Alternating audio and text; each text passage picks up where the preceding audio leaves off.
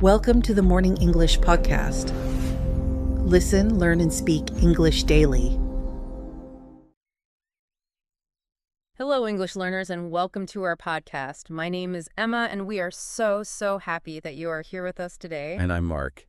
Yes, welcome, everyone. It's wonderful to have you here with us today. And if you are joining us for the first time, we really want you to feel like a third friend sitting right here in the room with us. Exactly. This is, a totally safe, relaxed place to learn real, everyday English without any of that strict classroom pressure. Yeah, so just grab a cup of coffee, settle in, and let's just have a great conversation today. Because I am having quite the morning. Oh, no. What happened? Well, I woke up late, for starters, and then in a total rush, I spilled coffee all over my favorite shirt. Oh, that is the worst. Great. And while I was running around the house trying to find my keys, I completely burned my toast. I mean, we are talking solid charcoal black. I am laughing, but only because I actually burned my toast this morning, too. No way. Seriously, you are not alone. It happens to the best of us. It really does. But, it perfectly connects to what we are exploring in today's deep dive, which is the power of positivity. Yes, I am so excited about this topic because understanding real positivity can completely change how you handle bad days. Exactly. We're going to talk about how to communicate better when things go wrong, and of course, you'll pick up some incredibly useful English vocabulary along the way. It's going to be a great deep dive. Oh, and real quick, if you enjoy spending time with us, please like, subscribe, and share this with just one friend who is also learning English. It really helps us out. So to kick things off, I want to ask you, yes, you listening right now, a question. Have you ever let one small problem, like a spilled cup of coffee, completely ruin your entire day? It is so easy to do, isn't it? Let's unpack your chaotic morning. Because it is amazing how quickly our brains take a burned piece of bread and turn it into a disaster. Yeah, within 10 minutes, I had basically decided that the rest of my day was going to be terrible. It's like the human mind turns into this corrupt detective. A corrupt detective. I love that. Wait, explain how that works.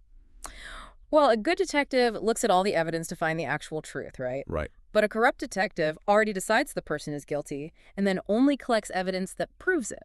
So when you spill your coffee, your brain decides, today is terrible. Oh, I see. And then it ignores everything good. Exactly. You drop a spoon and your brain says, aha, more proof. The universe is against me. It is so true. And when we talk about a morning beginning poorly like that, native English speakers use a very specific idiom. We say the morning got off to a bad start. Got off to a bad start. That's a great one. Think of a runner on a track. They take off from the starting line, but maybe they stumble. Yeah, they get off to a bad start. Yeah. But it describes the past. It doesn't mean they are definitely going to lose the race. Exactly. But let me play devil's advocate here. When you're frustrated and your shirt is soaked in hot coffee, isn't it really hard to just force a fake smile and pretend you're grateful? Oh, absolutely. And that is where people misunderstand positivity. You don't have to force a smile. Real positivity isn't about looking at your black toast and saying, wow, I am so blessed for this extra crunch. Right. So what do you do instead? I just use honest language. Instead of saying, my day is a disaster, which predicts the future, you just say, my morning has got off to a bad start. Wow, just changing the vocabulary. Yeah, it leaves the rest of the day open to be good. So if you are listening right now, try practicing that phrase out loud with us. Yeah, think about your own life. Can you relate to this? Have you ever given a bad 10 minutes the power to control your next 10 hours? It's such a common trap. But changing how we describe a small problem like burned toast is relatively easy. What happens when we face a real, meaningful disappointment? That's a much harder situation because positivity shouldn't be used to just brush off real feelings. No, it shouldn't. And that leads to something called toxic positivity. I actually experienced this recently with that free weekend workshop I was planning for English learners. Oh, right. You spent weeks planning that. Literally weeks. I had these detailed plans. I printed all the speaking activities, and I even drew a map with little arrows showing where every single chair should go. You put so much heart into it. I really did. But then, just 2 days before the event, a water pipe broke inside the building. The whole place flooded, and the event was completely canceled. And I have an admission to make about that, because when you called to tell me, I made a classic mistake. I tried to be positive way too quickly. You did jump right in with the silver linings. I did. I said, maybe this is good. You'll find a better, bigger place. Honestly, at that exact moment, that was the absolute last thing I wanted to hear. Which I feel terrible about now, but why did it feel so dismissive? Because I didn't want a happy ending right then. I just needed someone to recognize that all my hard work had just fallen apart. Real positivity has to make room for disappointment first. Okay, that makes total sense. So, for our listeners, what is a better way to respond when a friend is hurting? There's this magic question. Instead of telling them to look on the bright side, ask this. Do you want me to listen, or would you like help thinking about options? Oh, I love that. Do you want me to listen or would you like help thinking about options? Yeah, it gives them control. Imagine a realistic situation for an English learner. Let's say you're on a video call and you completely freeze. You forget a simple word and it feels super embarrassing. Okay, yeah. If a friend just says, "Don't worry, your English is amazing," well, that's cheerful, but it's not actually useful. Exactly. It's toxic positivity. A better response is acknowledging the frustration first. Say, that sounds really frustrating. And then offer practical help. Like, do you want to practice a polite phrase for next time? Like, Right. could I add something here? Yes, because true positivity helps someone actually move forward. That is such a good tool. But we talk a lot about responding to others. What happens when you expect yourself to always be the positive one, the one who never complains? Oh, that is a heavy, heavy burden. It really is. I struggled with this a lot last year. I was caring for a family member who was recovering from a major operation. I remember that time.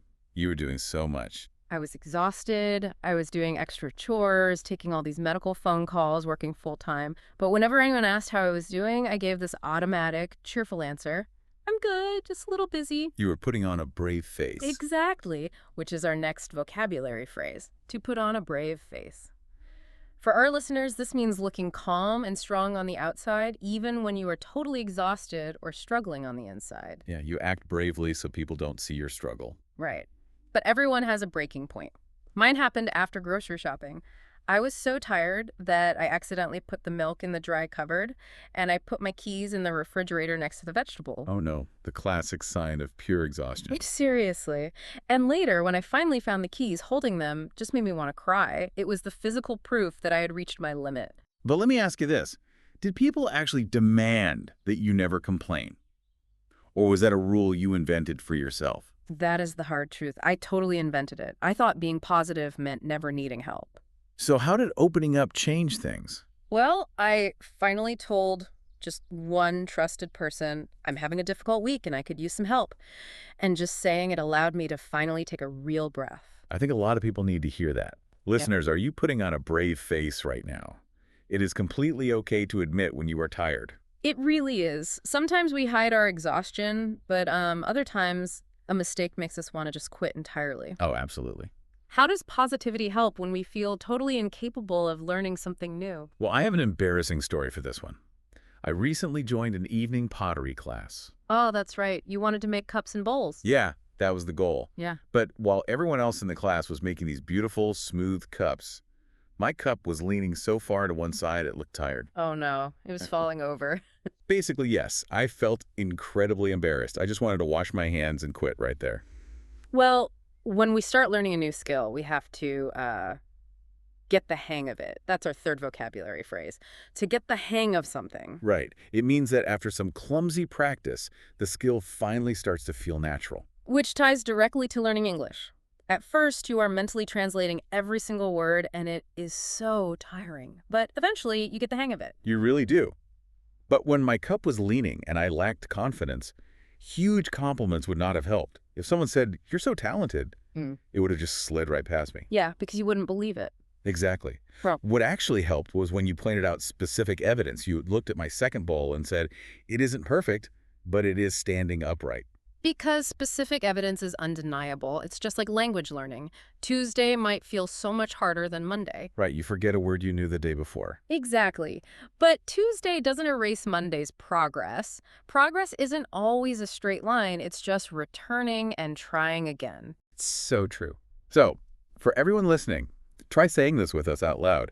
I can see progress because, and then add one specific detail. Yes. It doesn't have to be perfect. A small step is totally enough. Okay, so we've seen how positivity changes our own self-talk and how we support our friends. But what about in a tense public situation? Oh, this is fascinating. One positive sentence can actually influence a whole crowd. Tell them the train station story. Okay, so I was at the train station and the entire ticket system broke down. All the computers crashed. Which is an absolute nightmare. It was. There was this huge line. People were visibly angry, and I was honestly standing there preparing a dramatic, angry speech in my head. Ready to yell at the poor employee. Yes. But when I finally got to the front, I saw the employee's hands were literally shaking. She was so stressed. Oh, wow. So what did you do? I chose not to add another angry voice. Instead of yelling, I just asked calmly, while the system is down, what information can we prepare? That is such a good pivot. It worked. She told me what ID was needed, and I just quietly passed the instructions back through the line to the other people. But I have to clarify something here. Your positive approach didn't magically fix the computers, did it? No, definitely not. We still waited for 40 minutes. So it wasn't about fixing the problem. No, it just changed the tone of the room. Positivity in that moment was just asking, what would be helpful right now? That is a massive takeaway. Well, we have covered so much ground today. Let's do a quick recap. Sounds good. Real positivity isn't faking happiness. It is describing the moment honestly, listening before trying to fix a friend, asking for support when you're exhausted, noticing real progress, and choosing not to add to public anger. Beautifully said. And let's review the 3 key expressions we learned today. Number 1, get off to a bad start. Use that for a morning that begins poorly.